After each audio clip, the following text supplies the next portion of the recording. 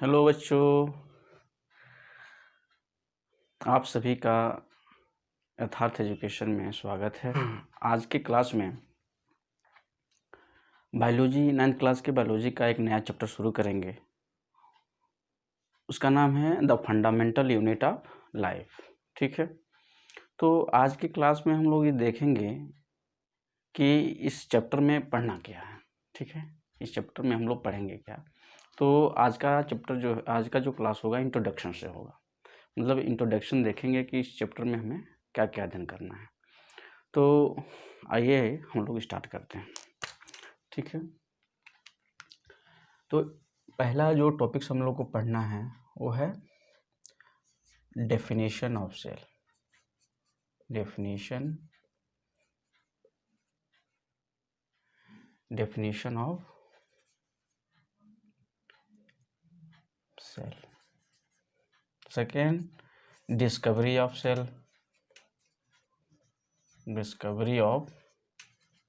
Cell. Third हम लोग देखेंगे स्ट्रक्चर ऑफ सेल के स्ट्रक्चर के बारे में पढ़ेंगे। अब जो है मेनली स्ट्रक्चर जो है 9th क्लास में एनिमल सेल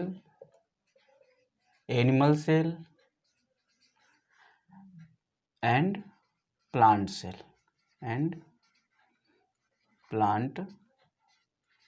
सेल के बारे में अध्ययन करेंगे मेनला। तो आइए अब देखते हैं कि इस स्ट्रक्चर ऑफ सेल में हमें कौन कौन से पार्ट को पढ़ना है। तो अध्ययन की दृष्टि से हम लोग स्ट्रक्चर ऑफ सेल में मुख्यतः सेल को 3 भागों में डिवाइड करके अध्ययन करते हैं। पहला जो है इसका पार्ट होगा वो होगा plasma membrane. Plasma membrane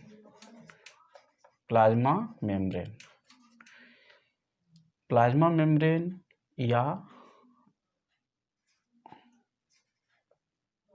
cell wall यानी प्लाज्मा मेम्ब्रेन ये भी एक कवरिंग लेयर है और ये भी एक कवरिंग लेयर है। तो प्लाज्मा मेम्ब्रेन लगभग में एनिमल सेल और प्लांट सेल दोनों में पाए जाते हैं। प्लाज्मा मेम्ब्रेन जो है दोनों सेलों में पाया जाता है और सेल वाल सिर्फ प्लांट सेल में पाया जाता है। तो ये दोनों क्या है, कवरिंग लेयर है, यानी सेल के वो चारों तरफ से यह कवर करने का काम करता है। तो इसलिए हम प्लाज्मा मेम्ब्रेन और सेल मेम्ब्रेन इन लगा लीजिए, दोनों को हम लोग को पढ़ना है। And cell wall, plasma membrane and cell wall. Second हम लोग जो देखेंगे वो होगा न्यूक्लियस। और थर्ड जो होगा वो होगा साइटोप्लाज्म।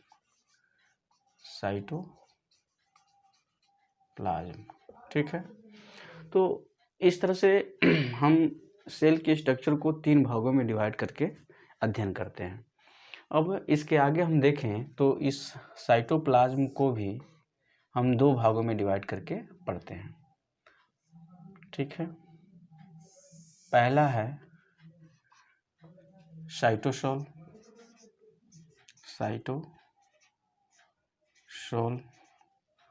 और सेकेंड है सेल्स ऑर्गेनेल्स।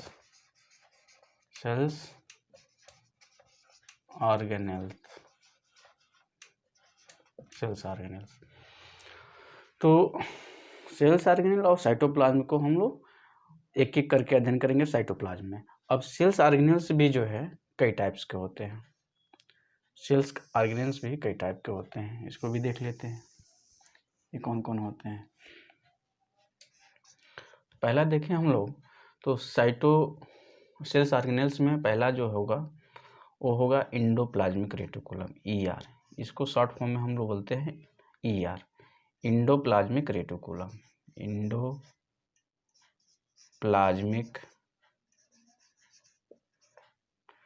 रेक्टिकुलम।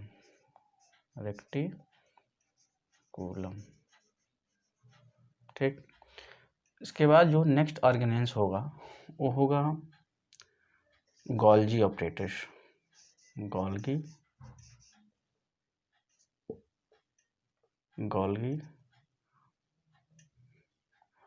apparatus।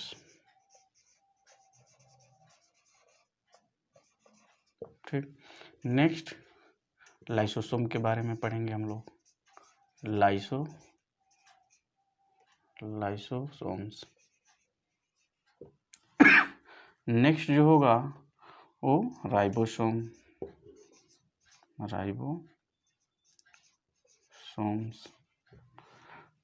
इसके बाद हम लोग पढ़ेंगे mitochondria.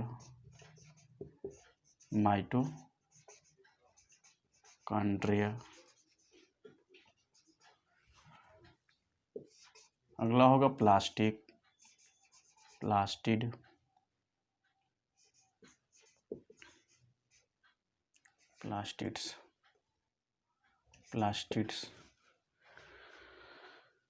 Endoplasmic reticulum, Golgi apparatus, lysosome, ribosome, mitochondria और प्लास्टिड। इसके अलावा नेक्स्ट एक और बच रहा है वैक्यूल्स।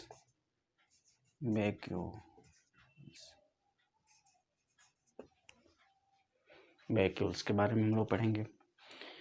1 2 3 4 5 6 7 जो है सेल्स ऑर्गेनल्स मुख्यतः जो है 9th क्लास के बायोलॉजी में हम लोग अध्ययन करते हैं।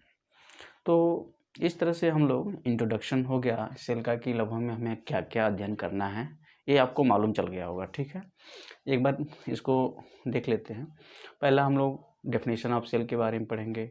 Second discovery of cell, discovery किसने खोजा सेल को सबसे पहले किसने देखा था और कब इसकी डिस्कवरी हुई थी, इस डिस्कवरी ऑफ सेल में हम लोग देख लेंगे अच्छे से। नेक्स्ट देखेंगे कि स्ट्रक्चर ऑफ सेल्स, सेल का स्ट्रक्चर कैसा होता है।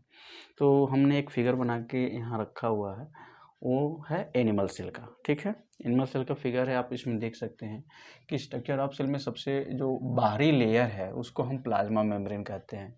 बाहरी लेयर को प्लाज्मा मेम्ब्रेन, उसके अंदर यानी जो इनर पार्ट्स है, जो स्फेरिकल टाइप का स्ट्रक्चर दिखाई दे रहा है, इसी को हम न्यूक्लियस कहते हैं। और इस न्यूक्लियस के जस्ट सटे हुए एक स्ट्रक्चर दिखाई दे रही है, ठीक है, इसको हम एंडोप्लाज्मिक रेटिकुलम कहते हैं। इस पूरे सेल में एक जेली लाइक स्ट्रक्चर यानी फ्लूइड्स होता है, जिसके अंदर सारे सेल्स ऑर्गेनेल्स फैले होते हैं। न्यूक्लियस होता है, गोल्गी ऑपरेटस होता है, यानी सारे जितने सेल्स ऑर्गेनेल्स यानी कोशिकांग हैं वो होते हैं। तो उनको हम उसको बोलते हैं साइटोप्लाज्म। ठीक है, उसके बाद ये जो डॉट डॉट जैसे दिखाई दे रहे हैं स्ट्रक्चर छोटे छोटे, उनको बोलते हैं फ्री राइबोसोम्स, यानी बिखरे होते हैं, और इसको हम राइबोसोम्स बोलते हैं। यहाँ पे इस एंडोप्लाज्मिक रेटिकुलम पे भी राइबोसोम्स लगे होते हैं, तो राइबोसोम्स के बारे में पढ़ना है। उसके बाद माइटोकॉन्ड्रिया, यह जो स्ट्रक्चर है माइटोकॉन्ड्रिया का है। ये Golgi apparatus, smooth endoplasmic reticulums, यहाँ पे वैक्यूल्स दिखाई दे रहे हैं, यानी वैक्यूल्स भी प्लांट सेल और एनिमल सेल दोनों में पाए जाते हैं।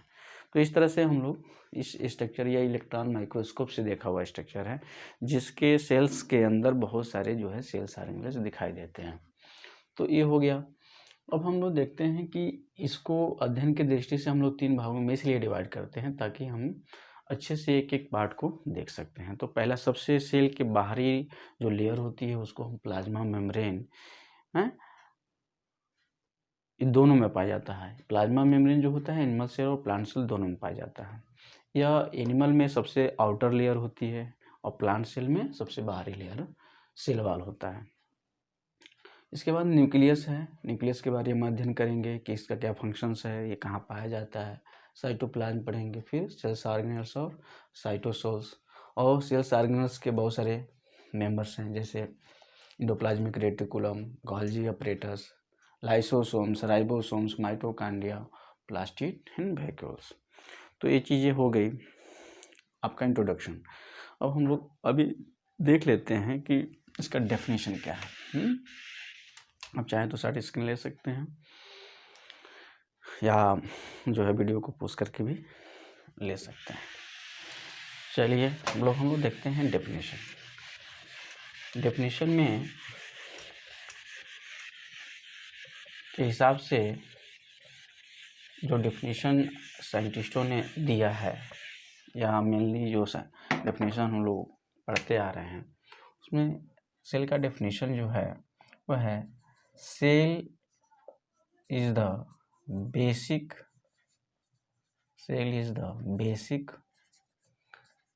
structural and functional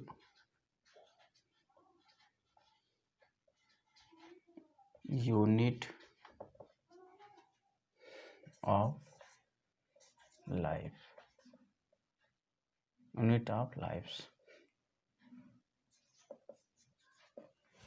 ठीक है, cell is the basic structural and functional unit of life. इसके अलावा हम लोग डेफिनेशन ऑफ सेल्स यहाँ पे नोट कर लीजिए। डेफिनेशन ऑफ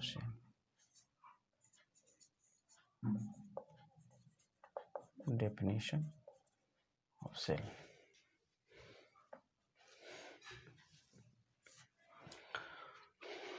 इसके अलावा हम लोग ये भी कर सकते हैं, दूसरा cell is the fundamental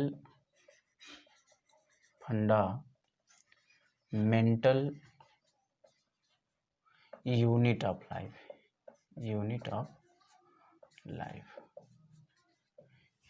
cell is the fundamental unit of life, जैसे चैप्टर का नाम भी है the fundamental unit of life. इसी तरह हम इसको डिफाइन भी कर सकते हैं इसी तरह से। तो अब हम समझते हैं कि इस डिफिनीशन से क्या निकल के आता है। तो पहला डेफिनेशन में ये बताया गया कि सेल एक स्ट्रक्चरल एंड फंक्शनल यूनिट होती है। तो स्ट्रक्चरल का मतलब क्या होता है? संरचनात्मक।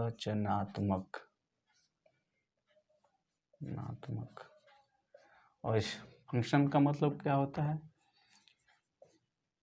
क्रियात्मक।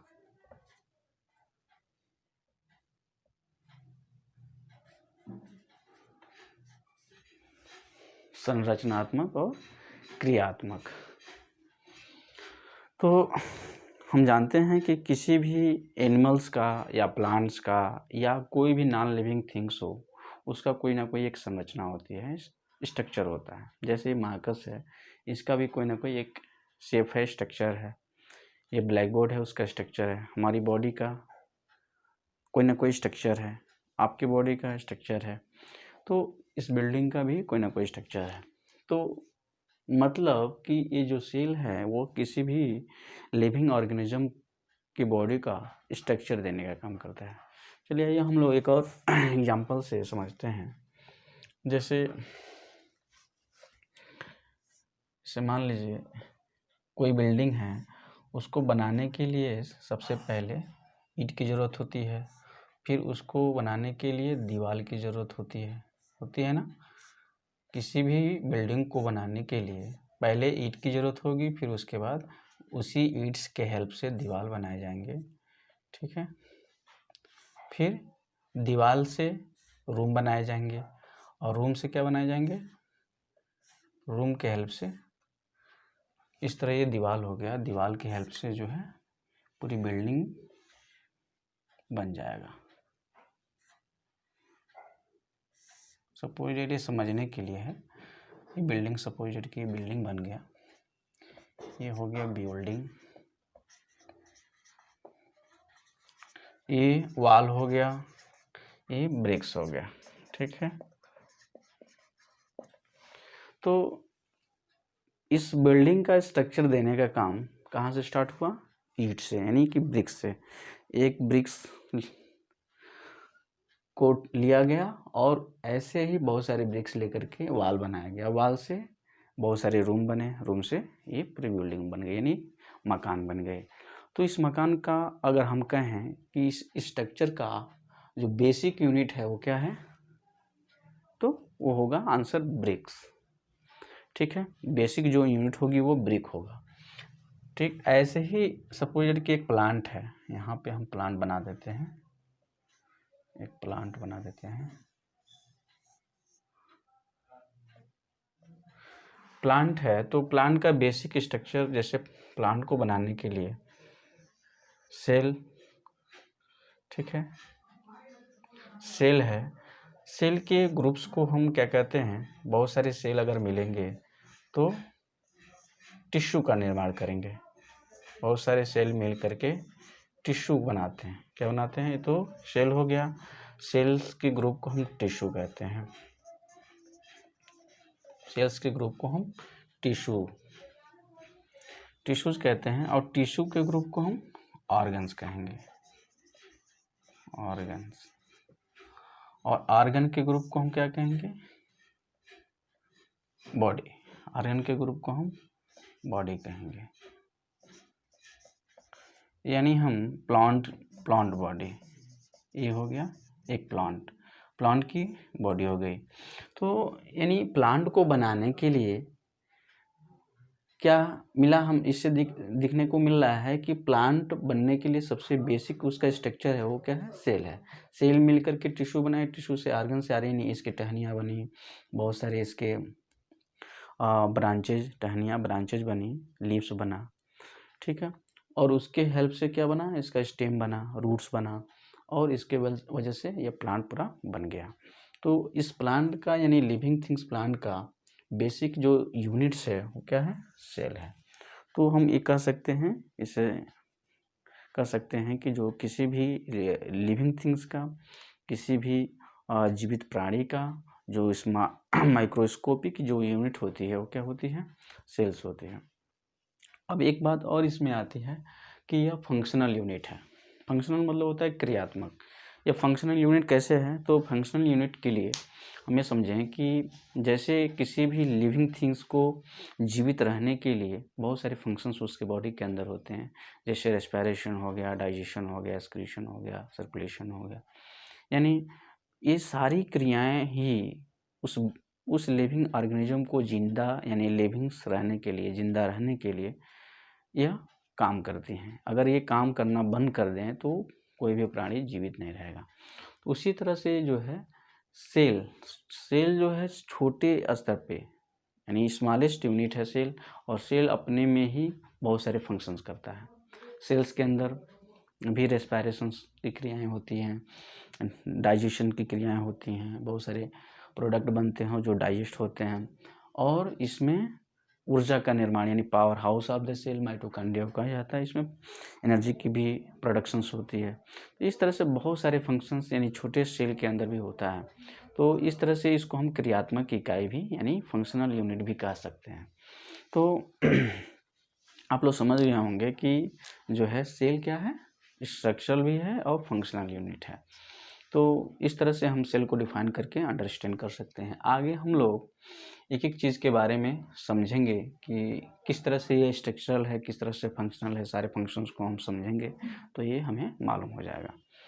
तो आज इतना ही, इस क्लास को अब यहीं रुकते हैं क्योंकि बड़ी वीडियो हो जाएगी। तो नेक्स्ट जो है टॉपिक्स क्या पढ़ना है हमें? Discovery of cells. तो discovery of cells next video में पढ़ते हैं, ठीक है।